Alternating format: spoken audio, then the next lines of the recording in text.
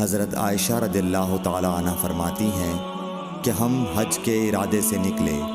جب ہم مقام صرف میں پہنچے تو میں حائضہ ہو گئی اور اس رنج میں رونے لگی کہ رسول اللہ صلی اللہ علیہ وسلم تشریف لائے۔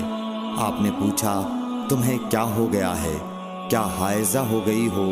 میں نے کہا ہاں۔ آپ نے فرمایا یہ ایک ایسی چیز ہے جس کو اللہ تعالیٰ نے آدم کی بیٹیوں کے لیے لکھ دیا ہے، اس لیے تم بھی حج کے لیے افعال پورے کر لو، البتہ بیت اللہ کا طواف نہ کرنا۔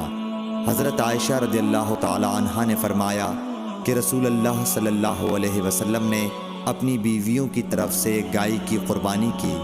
صرف ایک مقام مکے سے 6-7 میل کے فاصلے پر ہے۔